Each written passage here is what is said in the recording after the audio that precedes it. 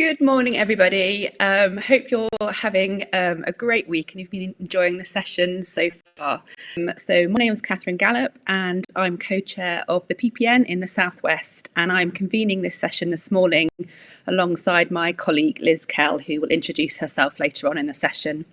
So our session this morning is focusing on progressing your career in the psychological professions. So just before we get going, a few housekeeping bits. Some of this you might have heard already in some of the other sessions, but just to say we'd love to hear from you, and there will be some time at the end of the session to pick up on any questions that you want to ask the panel. So please do put any questions you have in the Slido window on the right hand side. Also to say, if you have any technical issues, do get in contact with the team behind the scenes who can help, and you can see their email address there. We are recording, so if you don't want your name to appear in the Slido, please do put your name in anonymously with any question. Okay, great. So just to say, the plan for the session is very much looking at the theme of developing the psychological professions. So we're looking at how you might progress your career within this framework. So it's aimed at the psychological professions as a whole, but we're also looking to talk to people that might have or be thinking about a career break or return to practice, and also looking at how we might support progression by experience working alongside the psychological professions. So we're trying to demonstrate the breadth of opportunities that there might be to develop your career across a range of different psychological professions and also experts by experience. So what we're going to do is divide the session into a few different areas. So the first part, we're going to be hearing from a few different people telling us very much about their journeys and their stories. So we're going to start off with a couple of clips looking at some colleagues that have worked within forensic psychology. We'll then move on to look at a story from an expert by experience who's now a senior peer support worker. We're then going to have a focus on how you might progress your career in terms of clinical academics, and we have a family and systemic psychotherapist talking through their journey. And then we'll be focusing on leadership development, and we have a senior psychological wellbeing practitioner talking about their journey of leadership. Once we've heard their stories, we're going to have a clinical discussion, and Liz will be taking them through some questions to really kind of understand their journeys a bit more. Then towards the end, we're going to have a focus on those that might be considering or have taken career breaks. And then finally, we'll come together as a panel at the end and answer some of the questions that you've asked us. So a big thank you to all our collaborators. Some of them you'll see in person today, some of them that have pre-recorded, but a big thank you for all your contributions and really adding to the richness of this session. So I'm now going to hand over to two pre-recorded clips from Maria Stokes and Omar Ramjiawon. Both of these colleagues have worked in forensic psychology, and they're going to tell us a little bit about their journeys and career progression within that field. Hi there, my name's Dr. Maria Stokes and I am a forensic psychologist.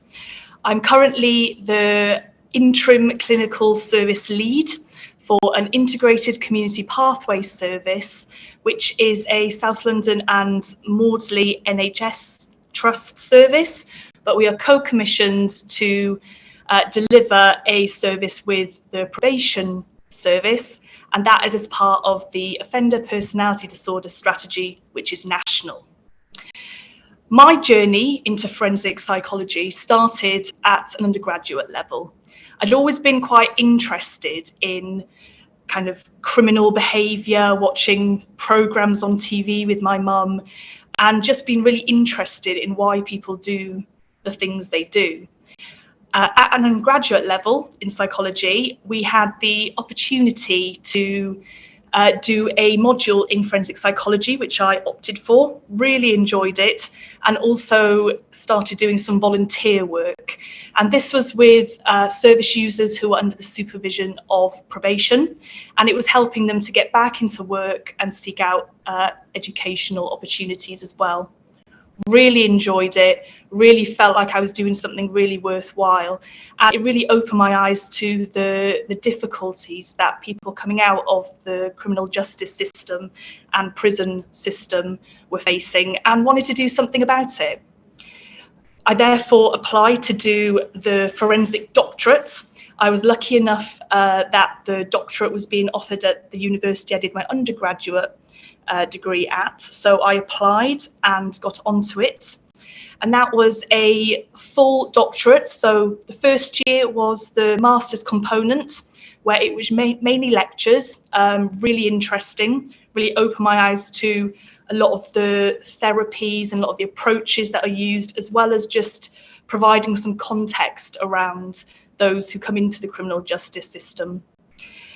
I then went on to do the 2 years of placements. I did 6 months with the probation service, so I couldn't get away from it really enjoyed, kept going back. And that was working predominantly with males who were under the supervision of probation. And my role was to do intervention work with them, but also to provide consultation work to the probation officers, who were really grateful and thankful for that. I then did a year-long placement in a medium secure setting, and that was with females who had any combination of diagnosis of learning disabilities, mental illness, and personality disorder. Again, really enjoyed that, found it really challenging in different way to the men. And my final 6-month placement was then at a low secure NHS hospital, again working with men with mental illness and personality disorder diagnoses. I completed that doctorate, and when I was looking for settings to work at, I'd really enjoyed the various settings I was already at. So I really, one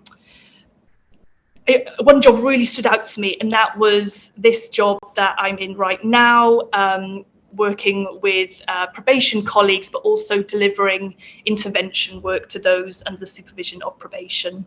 So when I qualified, I started my way at a band 7, working my way up to a band 8A, and now the current clinical service lead. As you can imagine, there's loads of obstacles and challenges that come with any kind of qualification. I particularly found it quite tricky doing the doctorates. And for those of you who might not be aware, in the doctorate, there's kind of 2 elements to it. So you've got the practice element, and that's where you're on placements 4 days a week, and then having to build up a portfolio as evidence of what you've done. And then there's the research thesis part of it as well, where you have 1 day as a research day, and you're expected to complete your research thesis as well, again, made of different components. I guess I found it quite difficult with that work-life balance. So that ability to just be able to switch off, come back from a full day on placement, and then having to pick up some of my thesis work and do bits on that, and just really trying to carve out time to actually have a life outside of the doctorate as well, which is so important, but really difficult when there's this guilt. I should be doing work, I should be doing this. So I found that really tricky, and actually it's really prepared me for now when I'm qualified in my career, where often that work-life balance can be quite tricky as well, but I feel like I've already had a bit of a head start in trying to manage that. I would say the biggest enabler in my career and throughout my training is that interest, that curiosity I have that I spoke about a little bit earlier. I really want to help people. I want to understand why people might do what they do, and the patterns they get stuck into that increase risk of reoffending. So I really wanted to help with that, and that really sort of was the driver for me and real push. And I think to get me through that training when things were difficult, just having the support around me. So both on a personal level with my friends and family, but also professionally, I had some amazing supervisors, forensic backgrounds, but also from other disciplines as well. And I think that really enriched my training, my experience, my understanding, and was really important in where me getting to where I am today. I'm Omar. and I'm currently working as a forensic psychologist on a medium secure unit in the NHS. My interest in forensic psychology first developed when I was studying psychology and law at A-levels at college. I was especially interested in learning about human behaviour and the criminal justice system, and so decided to pursue an undergraduate degree in psychology at City University, London. When I completed my undergraduate degree, like many others, I found it very challenging to secure an assistant psychology position or similar roles within psychology departments. I therefore applied for work as a healthcare assistant within the NHS to gain some clinical experience working with service users in mental health settings. I initially worked as a healthcare facilitator in a forensic mental health unit and was later seconded for a year working in a community forensic team as a support worker. I found these particular roles especially valuable as working across different forensic settings allowed me to engage with service users at different stages of their recovery. This was powerful in shaping my views of forensic mental health recovery and rehabilitation, as I was able to witness service users functioning well with support, and this allowed me to reflect on my own attitudes and challenge my preconceptions. To help increase my prospects of gaining a place onto forensic psychology training, I completed a master's in clinical forensic psychology at King's College London. This course focused on working with service users with mental health difficulties and a history of offending behaviour. I specifically chose this master's course as it provided me with stage 1 of the forensic psychology training, and at the time this was also one of the very few forensic courses that provided a placement in a relevant psychology setting. I completed my placement in a medium secure unit, and this later helped me to secure an assistant psychologist role in a low secure service. After a year of developing my clinical skills and confidence, I applied and was successful in obtaining a place on the Forensic Psychology Practitioner Programme at Cardiff Metropolitan University. This course is a doctoral level qualification and has been approved by the HCPC since 2012 and has produced the largest number of qualified forensic psychologists in the workplace in the UK than any other provider. My personal experience on the course was very positive, and when I completed the qualification, I felt both competent and confident to practice as a forensic psychologist. Since registering with the HDPC, I've worked in a medium secure service on both an acute admission ward and a rehabilitation ward. Although this highly emotive environment and work can present itself with various challenges, what I find most rewarding about working in forensic mental health is seeing the progress service users make towards discharge from hospital. I also enjoy working collaboratively with service users and peer support workers to improve interventions delivered within the service. A recent example of this is gathering feedback from service users on their experience and satisfaction with various aspects of the care received. And we've also worked collaboratively with service users to develop an audit tool to be used in forensic mental health settings to help ensure access, treatment, and outcomes are equitable for those from racialized backgrounds and non-racialized backgrounds. When reflecting on my forensic psychology journey, there have been a few setbacks and challenges along the way. After completing my undergraduate degree, I found it very difficult to obtain direct and relevant work experience in a psychology setting, and I needed to be flexible and creative in finding opportunities to gain experience within the field. But once I felt I had sufficient clinical experience, the challenge then became getting a place onto training, which for many can be an emotionally taxing process due to the high number of applicants and limited number of spaces offered per cohort. This initially impacted on my self-confidence, and I started to believe that perhaps I wasn't the right mold for a career in psychology and the profession wasn't for me. There were also financial implications, namely the issue of how I would be able to fund my forensic training course, given that the course fees can be quite costly.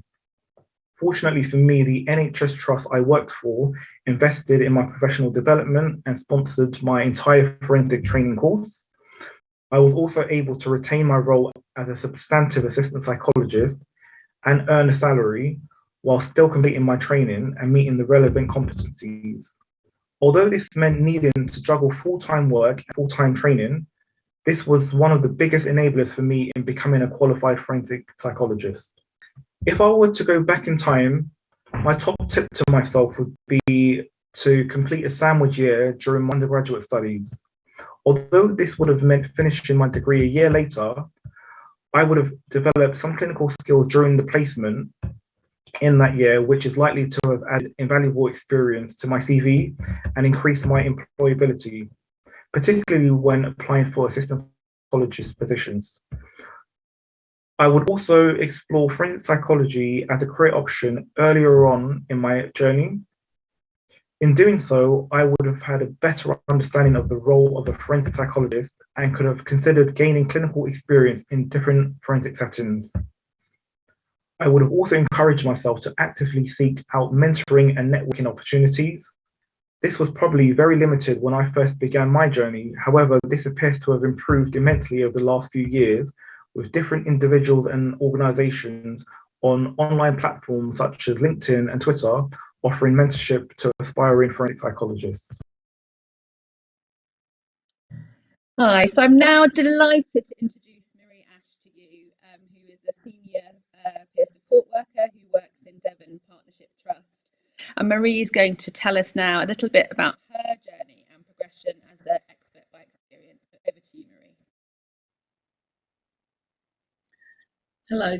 So I'm just going to give you a quick snapshot of my involvement in mental health as a peer support worker and as an expert by experience. So I use mental health services for over 20 years with admissions to an inpatient ward and often under section. I've had ECT and a long list of medication for both mental health and physical health challenges, but my recovery began for me following my last suicide attempt in June of 2009. And at this point, I was in the middle of a divorce, heavily medicated. My family could no longer cope with my challenging and changeable behaviour. So my final diagnosis was emotionally unstable personality disorder, recurrent depression, and a persistent pain. But very on in my recovery journey, there was a drive to make a difference. My involvement actually began over a cup of coffee with Russ Drayton back in 2014, and an introduction to Be Involved Devon. This led to being involved in different aspects of mental health as an expert by experience, and I joined a group that's called LEAP. So I often used to help on interviews, but on one of them, I explained I'd written my journey to Joe Bright, who was at the time the lead OT on the wards in Barnstable. I was asked if I could read it to people on the ward to see that recovery does and can happen. Over time, I became more involved in setting up and running groups on the ward from that peer perspective. I did experience some resistance from other staff members, but gradually they could see the value that peer support could bring. And I think I was blessed that Joe Bright was so keen on it and actually insisted that I was a peer support volunteer. So my involvement grew and I became part of more sort of strategic groups throughout the county.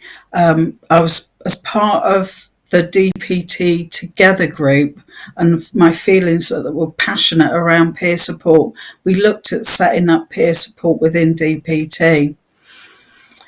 We had the help of the only peer support worker that was working there on the Howden unit, and she said about how difficult any kind of career progression was for peer support workers, but also how incredibly isolated she felt, because we are sort of often in small teams without any other peer support workers.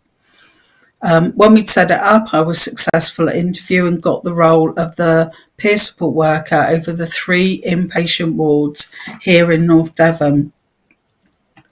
I've also been involved in different projects, but one of the ones I think that I'm most proud of is being part of the group that wrote the Devon Letter of Hope. Now, this is a letter of hope offered to someone if they are feeling the despair and pain that often takes people to feel that the only option is suicide, and it's offering that hope. Just recently, we've updated the information and the design. We're hoping to get it out in different formats now, so that's an easy read, a shortened version, and a younger person's version. In fact, Monday of this week, we all actually came together as a group to re-record us reading the Letter of Hope, and now that one can be accessed via a QR code. But my involvement took me even further around within suicide prevention. It took me to be a witness at the House of Commons Health Select Inquiry into Suicide Prevention, which I felt was a real honour. I think, but the one frightening bit about it was I've got a lot of metalwork in my spine, and that set all the alarms off as we were going into Portcullis House. So I was greeted by a rather large armed police officer. Throughout my work within suicide prevention, I've gained my assist and safe talk training, and I actually used that training quite early on when I was actually in Tesco's, and I got a call from somebody that I knew, and he said, I'm on the middle of Dartmoor and I'm going to take my life, but I thought about you. So we had that conversation and we used the pathway, and the turning point for him was when we started to talk about motorbikes, and he said about the motorbike that he'd like to get. So he was going from death into life. And a year later, he did a Time to Talk, Time to Change conference with Hiblio TV and actually introduced me as the lady that saved his life. So other involvement has been with Recovery Devon, and I now actually sit on the board of directors. When we talk about recovery, it's about that meaningful and sustainable life, even while you may experience symptoms, and offering in every intervention or every meeting with someone, thinking about, have I offered hope, opportunity and choice?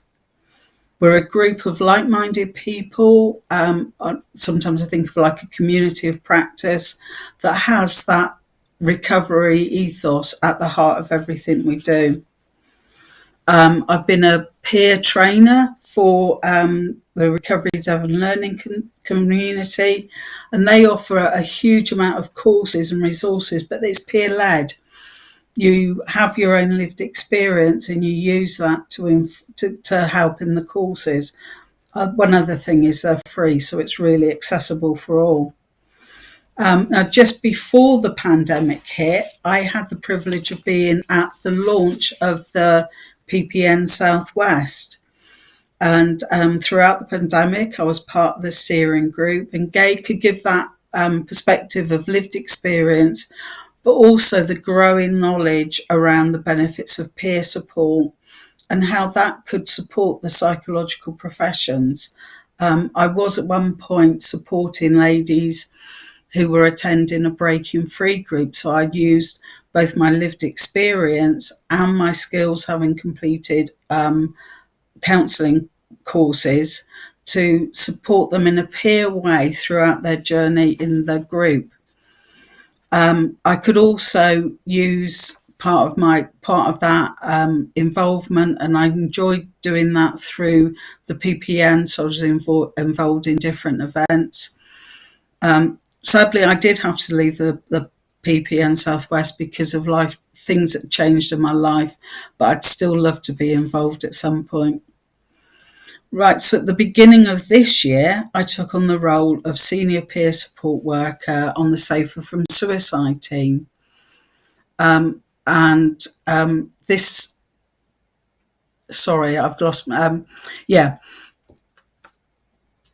been involved in suicide prevention since 2015 and at the launch of the Zero Suicide Collaborative.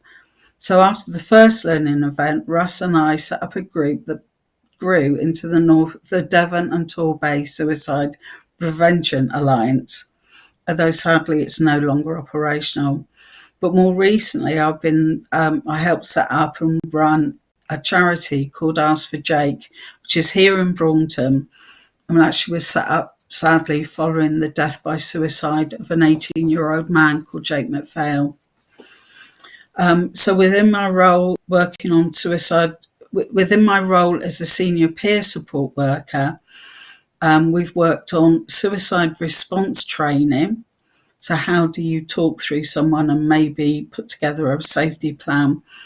But also around carers training, because often when you're a carer of a loved one or someone that is self-harming and suicidal, you're not trained, you don't know what to do, you feel disempowered, you feel confused.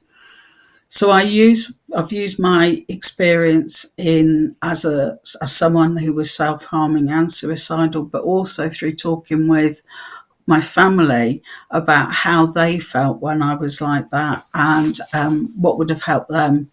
And it would have been that understanding of what is safe to do. In this year, I took on another unexpected role in July, and this was being an expert by experience on a panel for Build Act. Now, this is ensuring that training organisations meet the criteria for the Restraint Reduction Network, and this is to ensure that the least restrictive interventions and person-centred care is in every aspect of their training. I look at whether they are using the voice of lived experience to inform and being part of that training. And I can offer advice or suggestions of other ways to involve that voice of lived experience. In September, I applied for a role with Exeter University as a lecturer on the peer support training programme. And I'm now part of the lecturing team, and I do find it the most wonderful, inspiring role. And to be able to share my knowledge and understanding and experiences with those that are on the beginning of their peer support role. Now, actually, for me, writing this has been a chance to step back and reflect on my journey. I often think that if somebody had told me back in 2009 I'd be doing all of this, I really would never have believed it. But now, 13 years on, and a very important part of that journey is Paul, because we never did get divorced. And now I'm very much a wife, a mum, and a nan. My core will always be love of family, friends, and that drive to make a difference, to help someone have hope change is possible, and also to continue to be a very vibrant, quirky lady who has an awesome collection of 24 pairs of brogues. Now, peer support, although not something new, is growing, and the opportunity for career progressions for those who want it is being looked at. But this would often mean having to leave the peer support worker role. Peer support that is person-centred, based in the recovery approach, can and does make a difference. It's not better than, it's complementary to other professions. So whenever you look at changing within professions or changes within professions or services, think co-production, and is that voice of lived experience involved and valued at the beginning and throughout. Thank you for listening, and I hope you enjoyed that.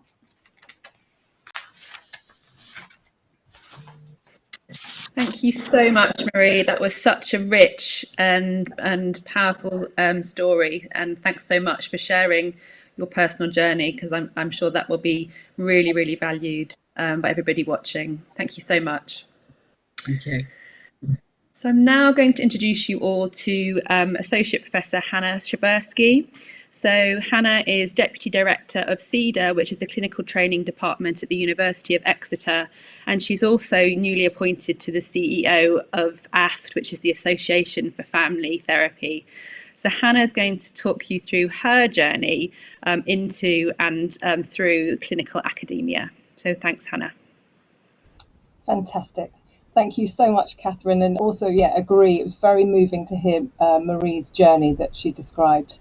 I'm going to give you a potted history of my career thus far. and hopefully kind of challenge perhaps some of the ideas that people have about what a traditional route into academia actually looks like. So I grew up in Brighton. My family are originally from South Africa, arrived in this country actually seeking political asylum during the apartheid era. And my family also have a background in psychological professions. But saying that, I actually have had a very ambivalent relationship with education myself. So had a very wild time in my teens. Didn't really get on well at school. I had a story that academia wasn't really for me. I went on to work for a homeless charity when I left school, having pretty much failed my A-levels. I'd struggled a bit with dyslexia and was very busy having a very wild time, and just didn't really consider myself to be an academic or interested in formal education. That said, I was really interested in mental health, and I was very committed to working in the mental health service in some way. So I worked, as I said, for a homeless charity for a number of years, and started to think about different ways in which I might come back into clinical practice that didn't involve going back to university, because I really wasn't interested in a first degree at that point. So in the early 90s, I eventually decided, after a few years out, my kind of wild years, I decided I was going to train as a mental health nurse. And this really appealed to me because I consider myself to be really quite a pragmatist. And so it felt like actually mental health nursing really was a great way into working in the mental health service. And I completed a training which probably most of you are too young to remember. It was called Project 2000. It was quite a controversial mental health nurse training at the time because it was actually within a university. So some of it was at university, some of it was in clinical practice. And once I qualified, I went on to work in an adult mental health inpatient setting. And I worked in adult mental health for a few years. And it was a very, we sort of heard a little bit about Marie's story there. It's a very brutal environment for patients often, and it still can be. It's also a brutal environment sometimes for staff. But a lot of my ideas that I've come back to, which I'll share with you in a moment, were formed when I was working in this adult mental health service. I took a sidestep after a few years into psychoeducation, and I was involved in a sex and relationships education program. And this really reminded me that actually I was much more interested in working with adolescents at that point. So I started working then as a community psychiatric nurse.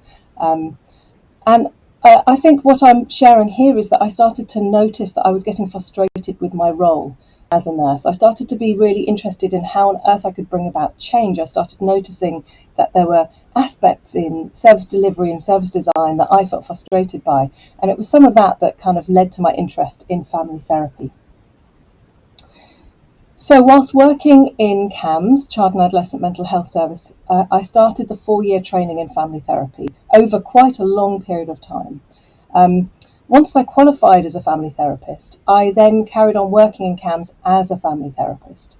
And it was around this time that I started getting interested in other ideas. I'd actually really enjoyed my time at the university, and it had shown me that actually it was possible to get a master's degree, for these ideas that I had about myself as not being academic weren't necessarily accurate. And quite soon after qualifying, I was invited to join the University of Exeter in a couples clinic. And this was really my first step into sort of formal academia and research. Quite soon after that, I was then invited to think about a more substantial role at the university, co-led the MSc in family therapy, which I've done or been involved in now for over 10 years. It was around the time I also started writing for publication, and really my identity, I think, as an academic changed substantially. I started to really understand how teaching and academia can influence clinical practice and vice versa. And all the time that I was working at the university in these early days, I was still working as a family therapist. I'd actually at that point got a job as a family therapist in an adolescent inpatient unit. And I was really reliant on my clinical practice for informing my sort of academic and teaching role, but also that the teaching role supported my clinical practice. This felt like a really important synergy. So over the years, over the last 10, 12 years, I've helped to shape and develop the systemic portfolio of training programs. So we have about 6 different training programs now that sit within the systemic portfolio. And I started stepping into new leadership roles. I took on the role of associate editor for the Journal of Family Therapy, and I was writing a lot more, and also found myself being invited into contributing curricular development, competency frameworks, and expert reference groups. I started really to have a better understanding, I think, about the role that research and evaluation can play in service development. And eventually, in 2015, made the bold decision to undertake a doctorate in clinical practice. Now, bearing in mind I hadn't got a first degree, that I had really ambivalent relationships with education, this was something of a kind of revelation to me. And the area that I was very interested in my clinical practice was a clinical problem that I had identified in my clinical role working in an inpatient unit. It very much connected back to the early days when I was working as a mental health nurse in an inpatient unit, because I was very interested in notions of home within an inpatient unit. I was interested in whether staff, parent carers and patients, young people, considered the unit to be like their home, and if it wasn't their home, what was it, and what were the clinical implications of an inpatient unit becoming home. And this was a clinically driven idea, so although it's a doctorate, it was very much embedded in my clinical practice, because I knew that there were clinical implications for an inpatient unit becoming like home that weren't really being explored. So I finally completed my doctorate in 2000, right in the middle of the pandemic, which was very dramatic. And there's a picture of me there in my gown, which I only, in fact, graduated this year because of the delay, because of the pandemic. So right now, as Catherine said, I'm now Deputy Director of CEDA. I work with Catherine, and I continue to still be the Co-Director of Systemic Programmes at the University of Exeter. I'm also stepping into this new role as CEO of the Association for Family Therapy and Systemic Practice, and continue my work on the Journal of Family Therapy. It's really important to say at this point that I continue to work as a clinician. I'm required to, for my accreditation, to continue as a family therapist, but I actually also feel it's incredibly important for me as an academic, as a teacher, a trainer, and as a researcher, that I am still embedded in clinical practice. I'm really a passionate educator. I love teaching. I think I realised that if I want to have influence, that actually one of the best ways of kind of influencing and advocating for best practice is actually through teaching. And I'm really delighted to say that some of the ideas from my doctorate led on to a research project that I'm still engaged in, working internationally with colleagues from America and Belgium, looking at inpatient training right now. So I continue to reflect on how to straddle the clinical and academic worlds. I really hope that in sharing some of my journey here, that I can inspire people and challenge some of the ideas that you might have about yourself, about whether you're an academic or not. I'm always trying to encourage my students, supervisees, colleagues to get involved in writing and research, and I hope that this might inspire you too. I'm going to hand over now. Thanks so much. Thank you, Hannah, so much for sharing that journey. And as you noted, I've sort of witnessed and been part of some of that along the way. But really great to hear some of your reflections around the synergies, in terms of practice and academia, and busting a few myths. I'm just so conscious of how important, as we try and grow and develop the psychological professions workforce, that sort of clinical academic part is in terms of training. So thank you so much, and I'm sure there'll be some questions for you later on. So I'm now going to hand over to our final speaker in this section, which is Sandra Healey. So Sandra is a psychological wellbeing practitioner by background, and she is a service manager for Step 2 service in Dorset. And Sandra's going to talk a little bit about her journey with a particular focus around sort of leadership development. So over to you, Sandra. Thank you. So my journey into the psychological professions actually started very much later in life. I actually never imagined that I would have a career in mental health, let alone leadership. So if I just take you back, I actually did a creative arts, music and dance degree, nothing to do with mental health. And then my first career really wasn't anything to do with my degree either. I sort of fell into selling kitchens, completely bizarre thing, but sold kitchens for a while, and then actually met my husband, and we run a manufacturing business for 23 years. So again, nothing to do with mental health. In that time I had 4 children, and we were very busy running a manufacturing company. But as with lots of things, we both kind of got fed up with what we were doing and wanted a change. So I just decided to randomly apply for a job where it meant that I was working in a team. It was something I kind of admit, being self-employed is great, but also it can have its downsides. So I just applied for a job, and the job that I actually got was working for the condition management program. I don't know if anybody's heard of that. This was back in 2009, and it was a little bit of probably a precursor to IAPT, but it meant that only people who were unemployed, because it was kind of seen that lots of people who are unemployed have difficulties with mental health, anxiety and depression, and we used to run courses, see people and support them with their mental health. And that was my first sort of work at any stage with anybody in mental health, and I absolutely loved it. I really enjoyed doing that work. But that work was coming to an end because of IAPT, which was opening up for anybody to get support with common mental health problems. And as that, it was working for the NHS and the Department of Work and Pensions, but because that was coming to an end, that's where I kind of was able to then do the PWP training.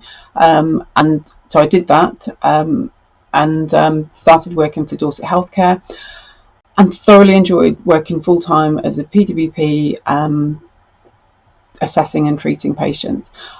Very soon after I'd done my training, there was the opportunity to do a PG diploma at Exeter University in evidence-based psychological practice, which was kind of an extension to the standard PWP training. I think they're actually running the course now. When I did it, I think it was 2012-13, it was the first time it had been run, and it was kind of setting people up to be a senior PWP. So we did supervision training, so rather than just standard 5-day supervision training, we had to be do a live supervision session. We had to write a supervision essay.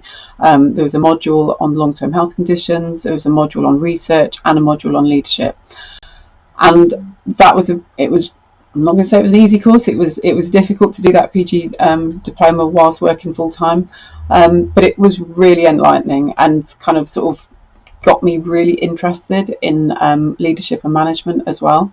And while I was doing that course, our service actually had their first ever advert out for a senior PWP. There'd never been a senior PWP in the service before. So I applied for that role and was lucky enough to get it.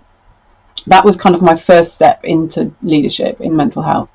Thoroughly enjoyed it because it meant that I was supervising, I was involved in recruitment, and did that role for about 3 years as a Band 6 senior PWP.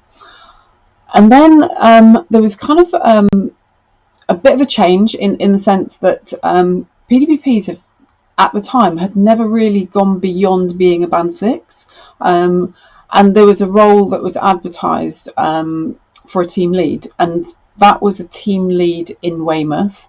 And on paper, I wasn't able to apply for it because they wanted it to be either a CBT therapist or a counsellor. I think they advertised that role a couple of times and didn't appoint. And then it was kind of seen that, well, actually, there are people who can probably do the job, but on paper that I wasn't allowed to apply. And it was kind of looked at within HR, and HR actually kind of broadened out the ability to apply to do the job, because it wasn't necessarily what you have on paper, it's about your ability to do a job. And our HR service and our clinical leaders saw that was what it was about. And then I was able to apply for that. And it was the first time that a PWP had actually got a role where within our service where I was managing other members of the team and line managing CBT therapists and counsellors. It was a bit scary because I had only been line managing PWPs at the time, but I thoroughly enjoyed it. And there was also the opportunity to do like an internal essential leaders course, which kind of helped us to kind of learn about ourselves as leaders. I remember doing a day on the Myers-Briggs. I don't know if people have done Myers-Briggs, but completely blew me away. It made me realise how we are all so different, how we talk to each other differently, how we respond differently. And that really kind of really ignited more so my leadership sort of skills, in the sense that we had to write an essay about leading ourselves and then leading teams, because we can't lead teams unless we know about ourselves.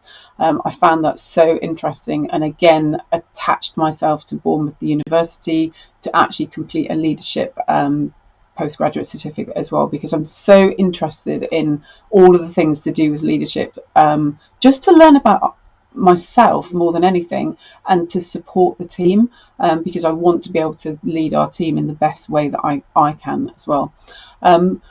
So I thoroughly enjoyed doing the team lead role for I think it was about 3 years, and at the same time I was also the PWP lead as well, which was a pretty busy time. But all the time our service was expanding, and we wanted to make sure that we had enough people at the top to support all the people who were coming into the service. So our service went under another restructure, and they developed the roles of service managers and CBT leads. And the service managers, it was an 8A role, and I was able to apply for that role, and I was successful in that, and I've been doing that role for 3 years now. And again, it's developed even more, because with the change in the way that services are commissioned now, we're working with integrated care services, with primary care networks, and the role just develops all the time. You're not just doing, I mean, I still work and do some clinical work as a PWP. I run a course every week. I like to keep my feet on the ground in the sense of knowing what PWPs are doing. I still supervise trainees that come into the service, but at the same time, I'm also doing the other work in terms of with the primary care networks, the integrated care systems. I'm very, very lucky. I have a broad range of things that I can do in terms of developing, and you know, it doesn't stop here. There's always more development, but for now I'm very happy where I am, and very surprised of where I've got to in leadership. I always remember when I was working for the condition management program, I was at band 3, and I remember speaking to my service manager at the time, and she said to me, when you go into management,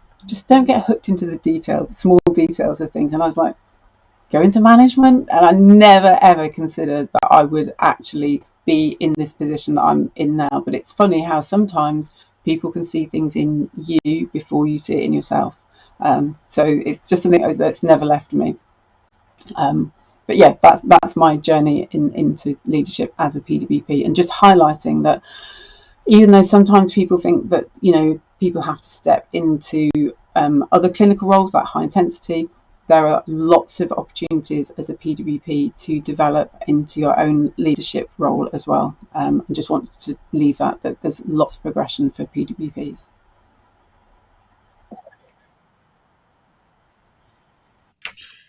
Thank you so much for all of those amazing stories. It's been really fascinating to listen to, and obviously for Maria and Omar as well, who sadly can't actually be with us live today. So as Catherine said at the start, my name's Liz Kell, and I'm co-chair of the Northwest PPN.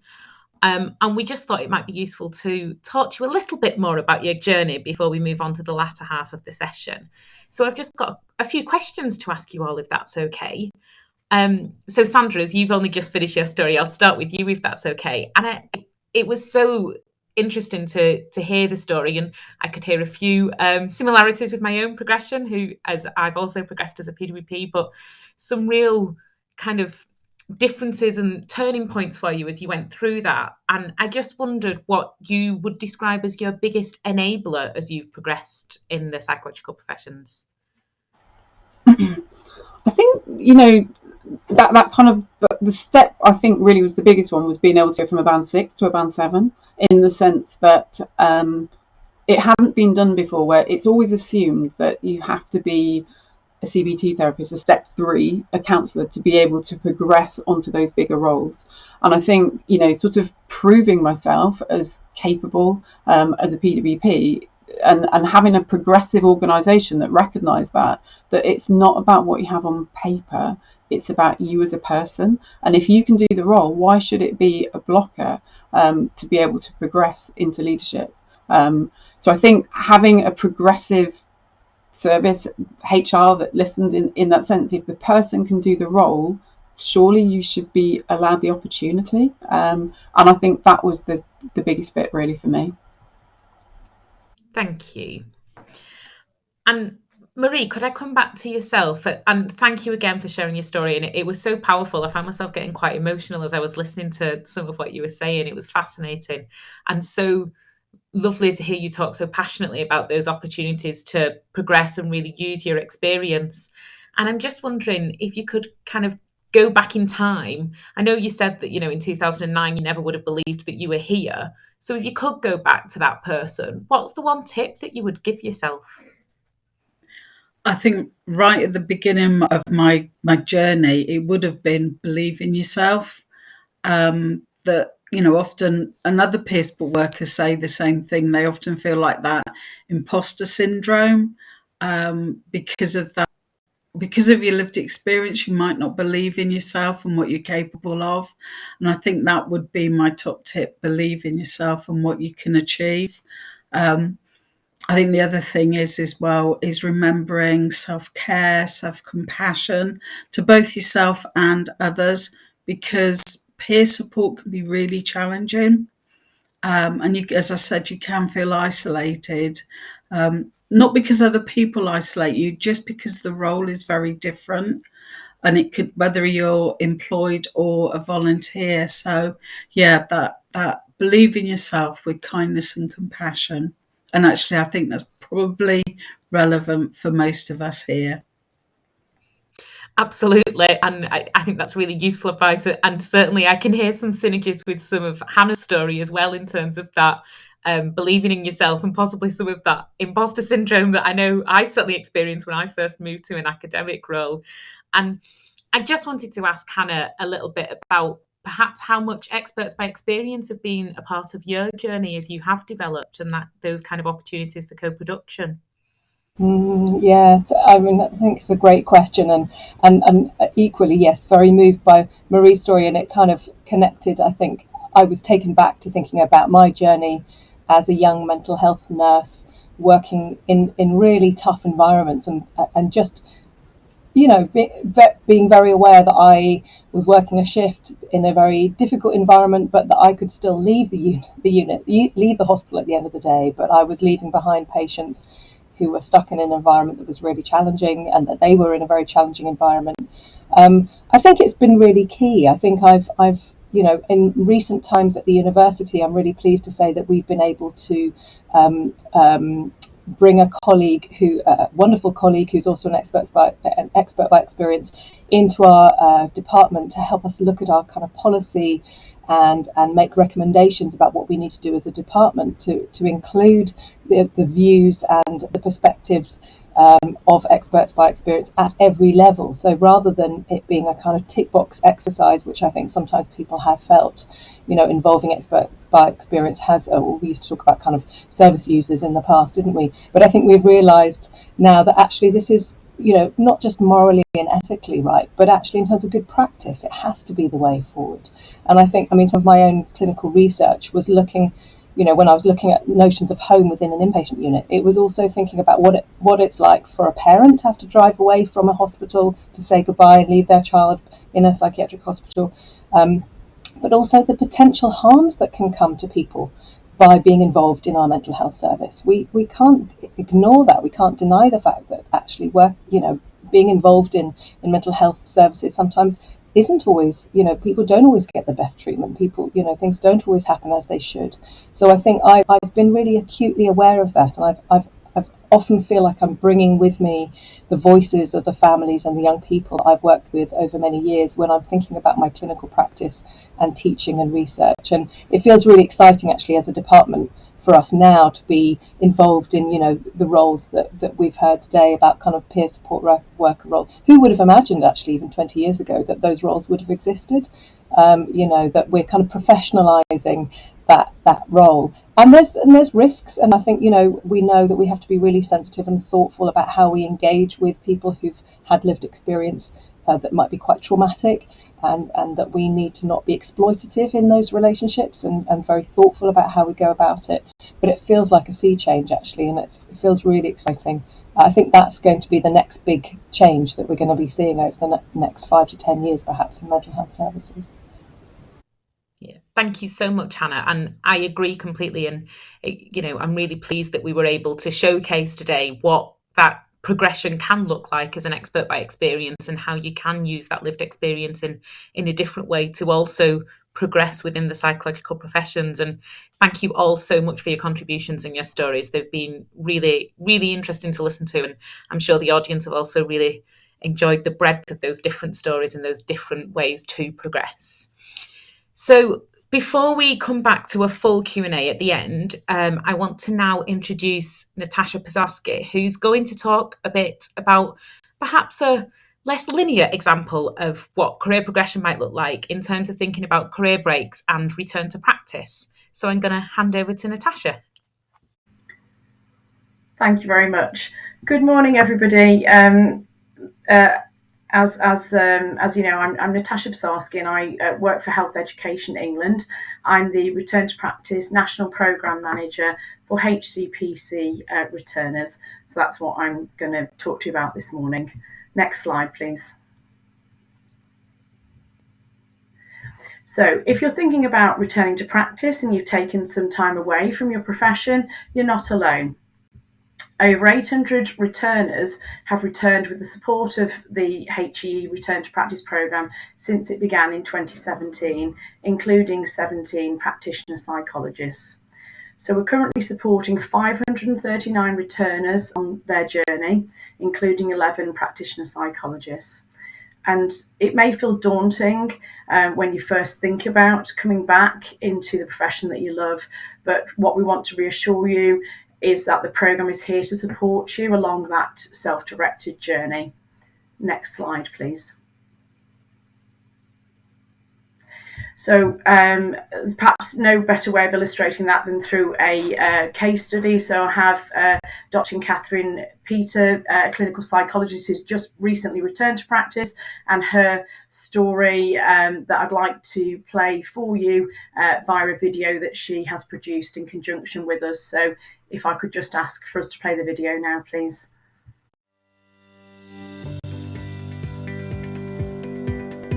So I work for Lancashire Teaching Hospitals NHS Foundation Trust, and I worked for this trust before I had my career break. Therefore, I approached the head of the clinical health psychology service here to see if there was any way they could support my return to practice.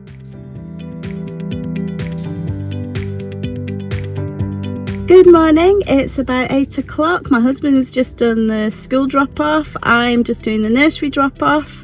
Another busy morning trying to get everybody dressed and fed and out the door on time, but we've managed it, which is good. Hi, I'm at the hospital now. Traffic not too bad. So it's Monday morning, which is the first day of my 2.5 day working week. This is my main clinic day, which starts at 9 o'clock. My sessions last about 45 minutes to an hour, so I've got 3 people booked in this morning, then I'll have a break for lunch, someone else booked in after lunch, and then I've got time allocated for if there's any inpatient referrals, so people that I can go and visit on the ward. With my return to practice, I had my 6-month review recently, which was very positive. As it's a preceptorship post I'm on. I started at a band 7, and following my review they're happy for me to now proceed to an 8A banding, which is the band I was at when I went on my career break. So that all feels pretty good. 6 years was a long career break, so it was a big step coming back, but I felt very supported all along the way. It was a lot of hard work, but it was definitely worth it. And I'm now in a permanent post doing a job I enjoy, so I can only hope that you have a similar experience to me.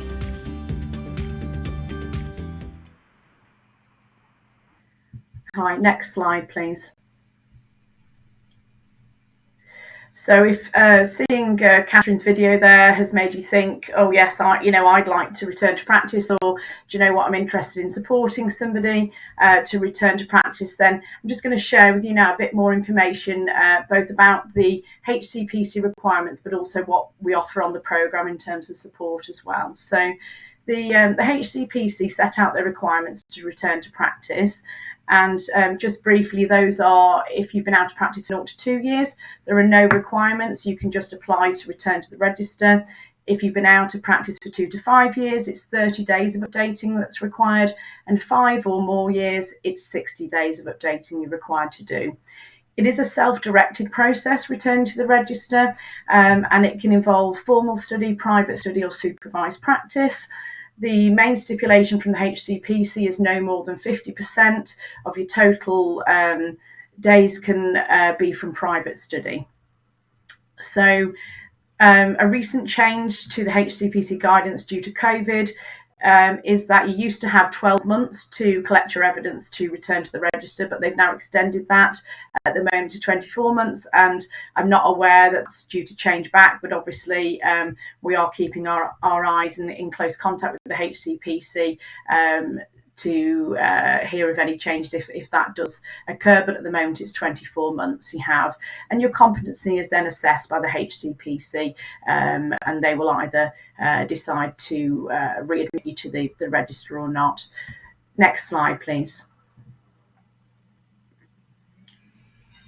So I'm just going to whistle through this slide, but essentially, if you have been once on the HCPC register, you reside in England, you're looking to work in England on your return, we will support you.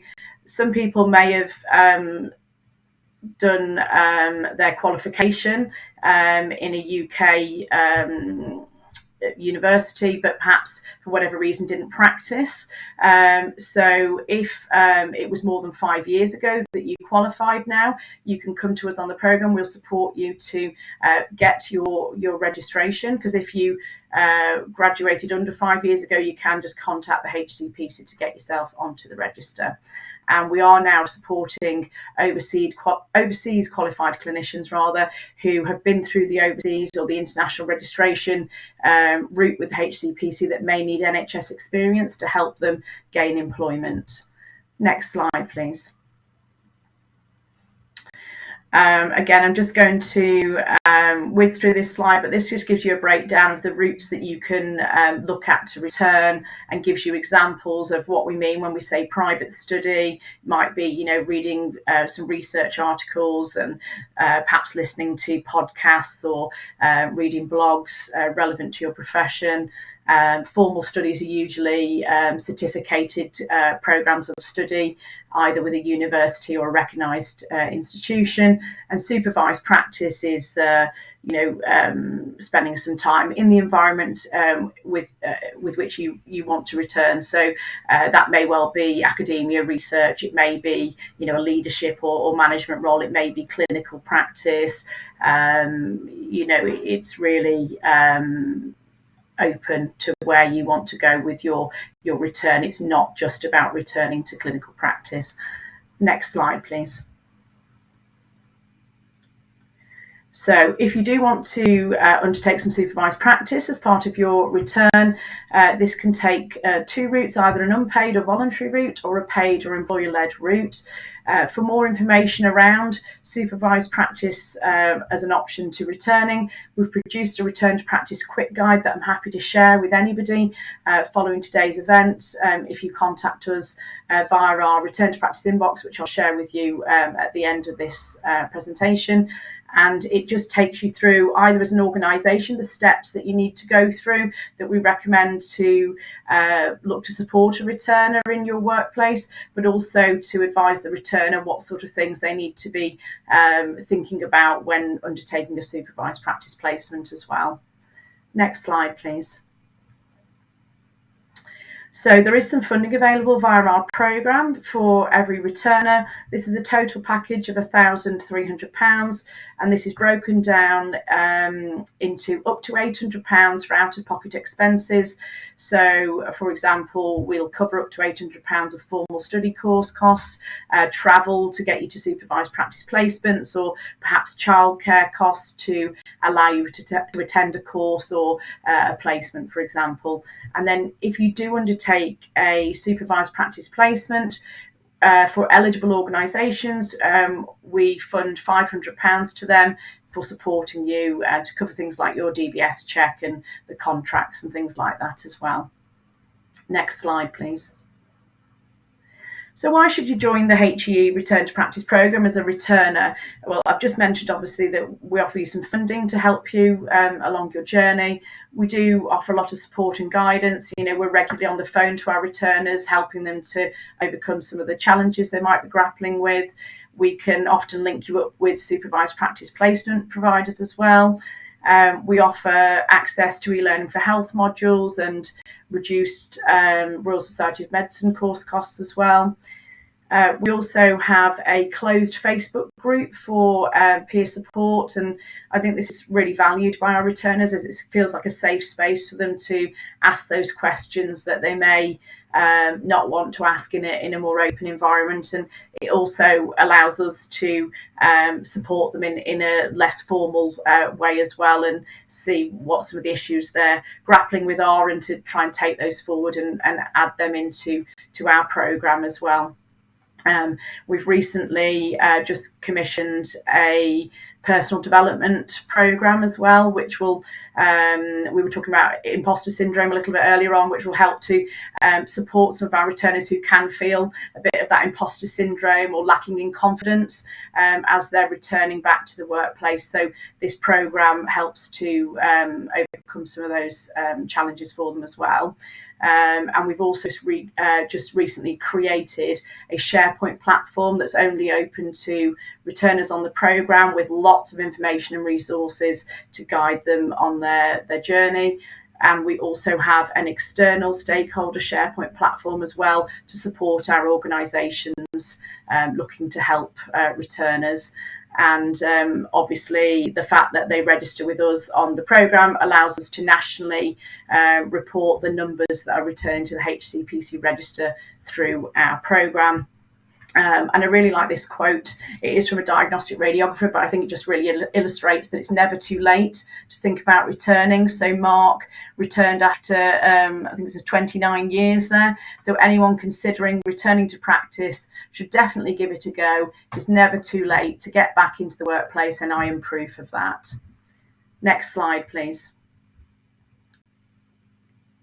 So if you're thinking about returning, the steps you'd need to take would be to visit our website. There's a little tile on the bottom left which says Inquire Now. Click on that tile and complete an inquiry form. We say wait up to 10 days. In reality, it's much, much quicker than this. But as we're a very small team, if one of us is on holiday, sometimes it can take up to that time, but it's very rare. Do make sure you check your junk box, please, because some of the survey links that we send you out do seem to end up in there. It comes from JISC Online Surveys. Complete the longer survey so we can check your eligibility for the programme. And then we send you a welcome email with information about how to join our SharePoint site and get access to all the benefits and resources that we offer. Next slide, please.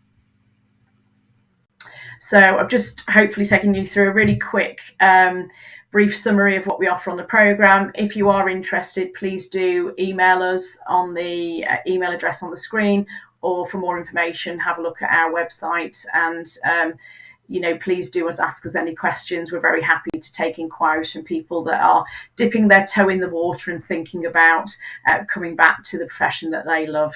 So that's all from me. Thanks very much.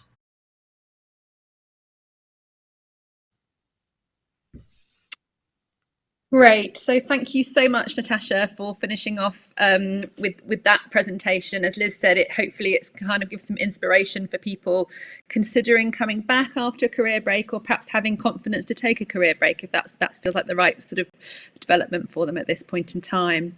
So we're going to move on now to the last slot of the session, which is a Q&A with our panel. So thank you so much for everybody that's been putting in questions into the Slido. I think the first thing just to note is the thanks really to the panel. So people have felt really thankful for you sharing your stories, and also just noting how fantastic it is to hear that you've all had experience of entering into psychological professions or peer support workers through such diverse routes, and it's been really, really inspiring to hear those stories. The first question I was just looking at was for Marie, actually, and the question, Marie, is what has been the most challenging aspect of going from a service user to someone who works in a service or in the service? I think the pressure that as a peer support worker you can put yourself under to prove your wellness and that you deserve that role, but also I think that sometimes as well that other professions don't understand the peer support role, and there's still a lot of resistance around, oh, but they've been mentally unwell, this will just make them worse or make them unwell again. And I think that's the resistance is the biggest challenge. Okay, thanks, Marie. Okay, Liz, did you want to ask the next question? Yeah, so I think this is possibly a question for all of you, really, but somebody had asked a really important question about kind of how all psychological professionals look after their own mental health as part of working in these roles and these systems, and wondered if any of you wanted to give any views on that. Don't mind. I play in a brass band twice a week, and I run and always try and do 10,000 steps, whether it's running or walking. And so, yeah, outside of here, I definitely do other things. Thank you, Sandra. I'm happy to jump in just to say that I am definitely not the best person to talk about overworking or not overworking. So I'd just like to put that out there. But what I would say is that being surrounded by supportive colleagues is incredibly important. So feeling like other people have got your back, feeling like, I think, Sandra, you talked about being part of a team. I think, not feeling isolated, feeling like you've got other people around you, feeling like you've got kind of integrity in those relationships. So feeling like you can be honest and open about how you're doing.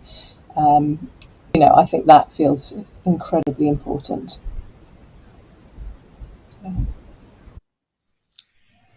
Ask that question. It's really pertinent at the moment as well, because the HCPC is changing their standards to and one of the standards is to, as a practitioner, to ensure that you're looking after your own mental and physical health, and it doesn't impair your fitness to practice. So really important that we all have ways to kind of look after ourselves and to make sure that we're fit to care for our patients and clients really as well. I do still love getting into really cold water. So we live 3 miles away from Saunton Beach, so you can't really resist that. But also I love like craft work, but especially, as you just said, being with family and friends, and those people that inspire you.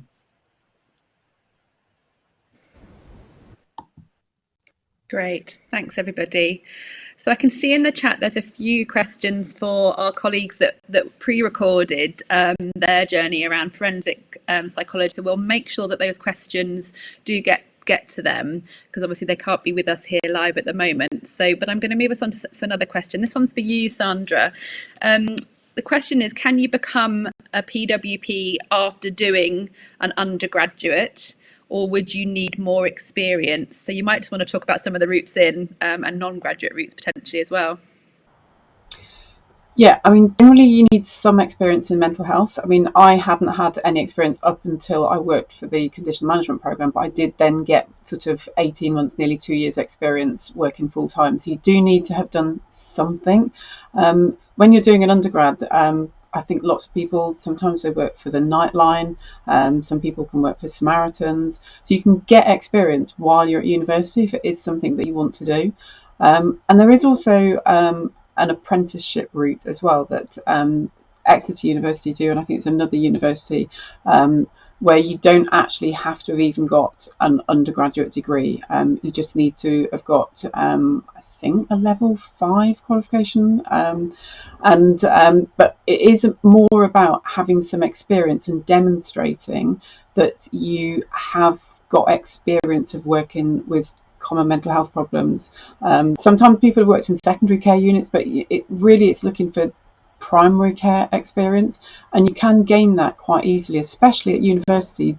Working, volunteering on the Nightline, it's very common. I mean, when I'm reading applications, I see lots of people have done that, or volunteering one night a week with the Samaritans. So there's lots of ways that you can do it. It's just kind of, if it's something you want to go into, do get that experience, because we are looking for some experience when we're reading through applications. Yeah. Thank you, Sandra. Thanks, And sorry, Catherine, I think I would just add to that a lot of the universities provide the PWP training at level 6, even without the apprenticeship route. So it's that kind of minimum academic level 5. But you're absolutely right, that work experience, whether it's paid or voluntary or from your own personal family experience and lived experience, is really important in the role. And I think that possibly talks to a couple of the other questions in the chat. There was a question from someone who was talking about having a sociology degree by background.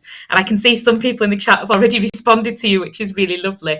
But I wonder whether some of the newer psychological practitioner roles, which don't require a specific psychology degree, might be a route for you to begin to progress through the psychological professions. And there's lots of information on the PPN website and on the Health Careers NHS website around those different roles, so that they might be really useful starting points for you to look at. There are psychological practitioner roles, both the psychological wellbeing practitioner role, which Sandra's talked about today, but also children and young people and wellbeing practitioner roles, education, mental health practitioner roles, and the newer mental health and wellbeing practitioner roles in secondary care, and also the pilot youth intensive psychological practitioner roles. We really need to find titles that aren't so much of a mouthful to say. I apologise for how many words I just said in the last 30 seconds. But yeah, some of those psychological practitioner roles might be really useful for you to take a look at. Great. Yeah, Hannah, absolutely.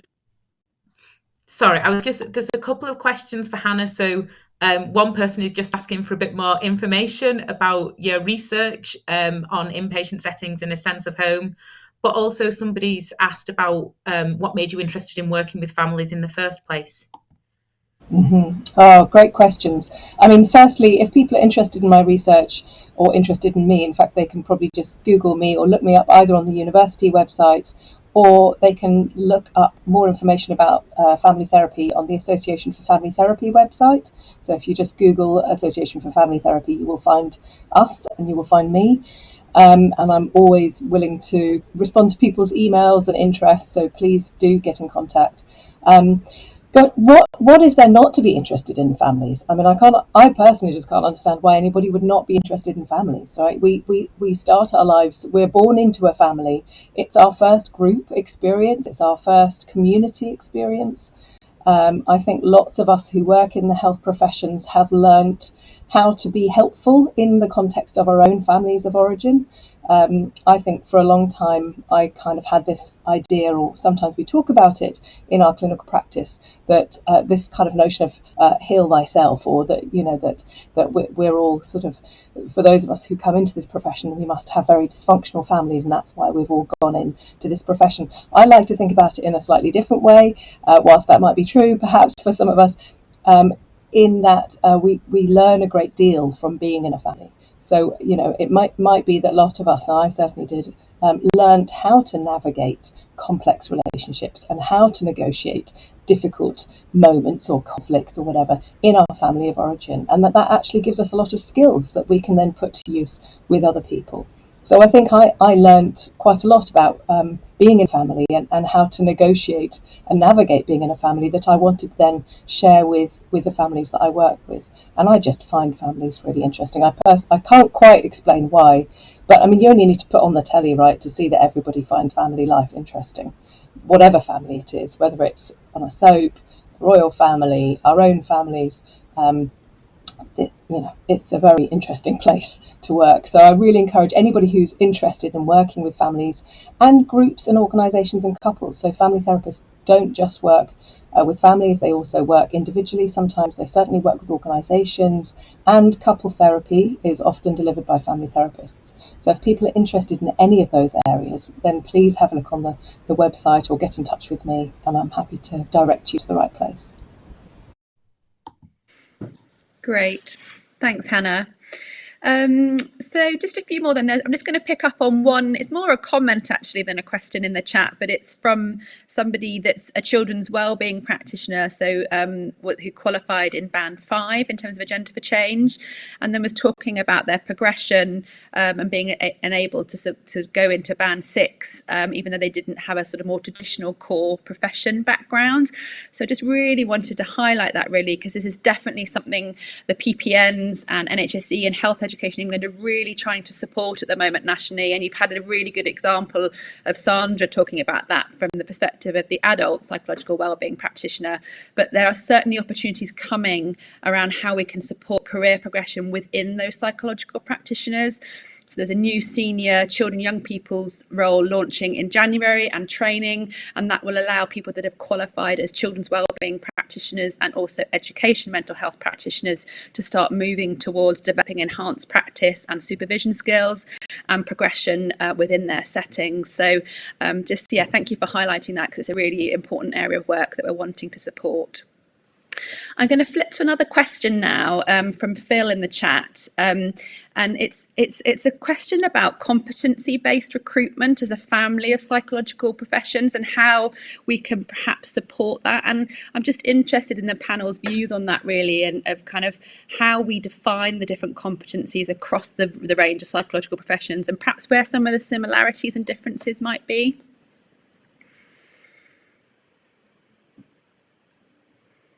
It's a great question. I mean, I'm happy to just kind of start off by acknowledging that sometimes it's quite difficult, I think, to separate out what is a competency, what's a skill, what's a theory.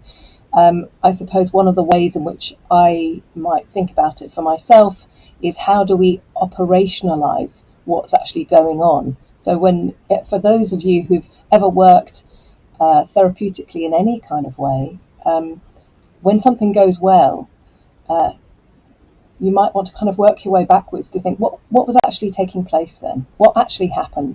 What did I actually do? How could I demonstrate, and how could I do it again? How would I demonstrate that what I've just done has been helpful in some way? And I think it's as basic as that often, isn't it, when we're thinking about competencies? So rather than just having a theory or an idea in our minds, is what does this actually look like in terms of a skill? And how do I demonstrate that I'm proficient in this skill? And how would I replicate it? And of course, that forms the basis of any of our competency-based training and curricula. So that's a starting point from me. I don't know what other people think. In recruitment, kind of when somebody's put in their application, some people can write an application very well. And it's really important to see that person at interview doing a role play. People have to have like a natural aptitude towards talking with people, that warmth and demonstrating it. And sometimes you can see that straight away. Sometimes it is learnt, but it has to be kind of a bit of a natural thing that is there. And in terms of competency, I think by demonstrating it in role plays, yes, we want people to have experience, but you kind of want to have that natural aptitude towards working with people that have difficulties with their mental health, and that are non-judgmental, and you can see that quite early on within an interview process, and then you develop the competencies after you've seen that they have the natural aptitude towards doing that. Maybe that's just me saying that, but you can feel that in the room when you're interviewing people at a very early stage. So I mean, maybe I shouldn't say it, but we've sort of have this word that's created called naptitude, which is a natural aptitude to doing the role. And it's something that you do see in interviews. You see people with what we call naptitude. It's not a word, but it's a word that we've made because it kind of highlights those that kind of you can see will progress really quickly. You can teach people the competencies, but they have to have this naptitude at the beginning. Maybe I'm being a bit, but that you can see that.